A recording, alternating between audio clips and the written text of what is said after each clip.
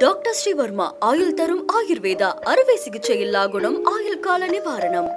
Yesterday courier private limited. Domestic international cargo உங்கள் இல்லம் தேடி வந்து கொரியர் புக்கிங் டெலிவரி செய்து தரப்படும். தலைப்புச் செய்திகள்.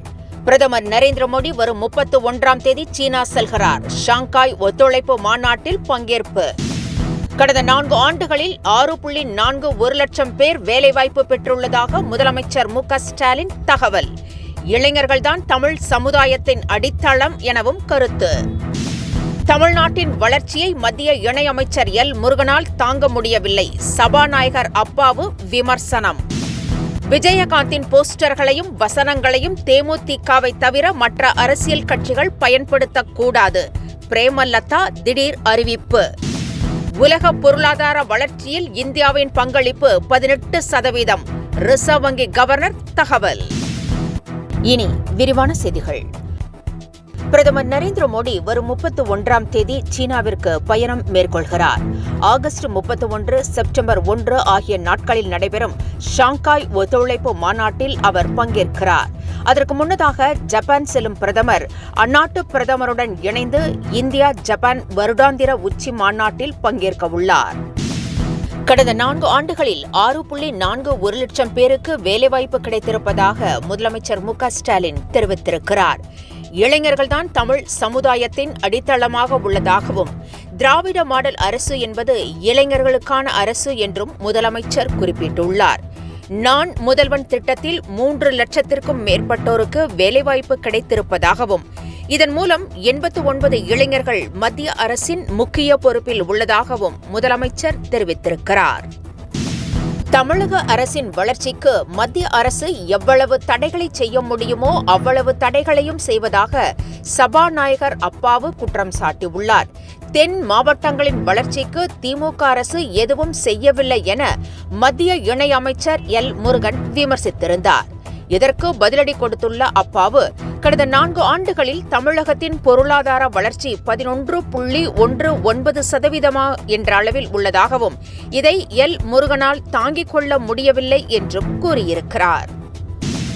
விஜயகாந்தின் போட்டோ மற்றும் வசனங்களை தேமுதிகவை தவிர மற்ற அரசியல் கட்சிகள் மற்றும் தனிநபர்கள் பயன்படுத்தக்கூடாது என்று பிரேமலதா தெரிவித்திருக்கிறார். வேலூரில் செய்தியாளர்களை சந்தித்த அவர், அரசியல் கட்சிகளுக்கு இடையே குழப்பத்தை ஏற்படுத்தும் வகையில் சிலர் செய்வது வேதனை அளிப்பதாக உள்ளது என்று கூறியிருக்கிறார். அதே நேரம் 2026 தேர்தல் கூட்டணி அறிவிப்புக்கு பிறகு வேண்டுமானால் விஜயகாந்த் போட்டோவை தோழமை கட்சிகள் பயன்படுத்தலாம் என்று கூறியிருக்கிறார். நாடு முழுவதிலும் 4.08 கோடி சமையல் எரிவாயு இணைப்புகளை மத்திய அரசு ரத்து செய்திருக்கிறது.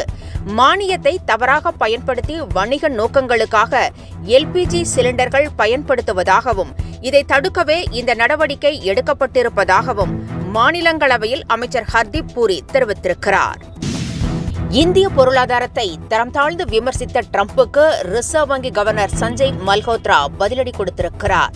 இந்தியாவின் நடப்பாண்டு ஜிடிபி வளர்ச்சி 6.5% இருக்கும் என்று கூறிய அவர், IMF கணித்துள்ள உலக பொருளாதார வளர்ச்சியான 3% காட்டிலும் இது அதிகம் என்று குறிப்பிட்டார். மேலும் உலக பொருளாதார வளர்ச்சியில் இந்தியாவின் பங்களிப்பு 18% உள்ளது என்றும், அதே நேரத்தில் அமெரிக்காவின் பங்களிப்பு வெறும் 11% மட்டுமே என்றும் RBI கவர்னர் மல்ஹோத்ரா விளக்கமளித்திருக்கிறார். விஜய் தேவரகொண்டாவிடம் அமலாக்கத்துறை அதிகாரிகள் இன்று விசாரணை மேற்கொண்டனர். ஹைதராபாத்தில் உள்ள அலுவலகத்தில் அவர் இன்று ஆஜரானார். ஆன்லைன் சூதாட்ட செயலி விளம்பரத்தில் நடித்தது தொடர்பாக பதிவு செய்யப்பட்ட வழக்கில் அவரிடம் விசாரணை நடத்தப்பட்டது.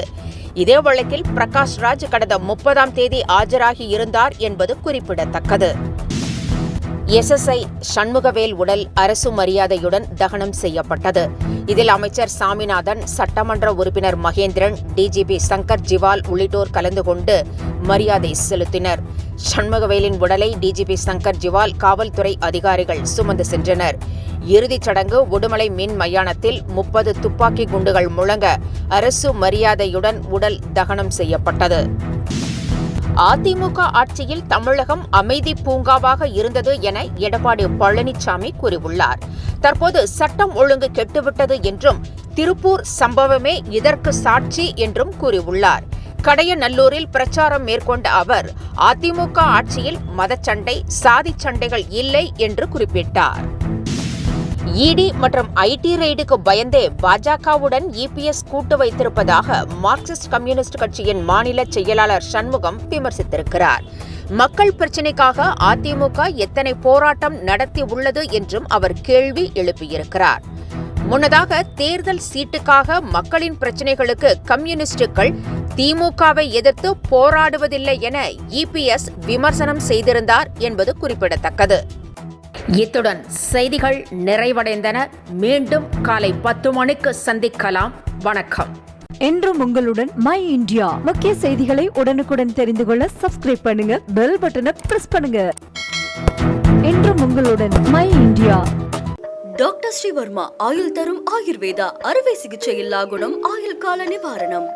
Yesterday courier private limited domestic international cargo உங்கள் இல்லம் தேடி வந்து கொரியர் புக்கிங் டெலிவரி செய்து தரப்படும்.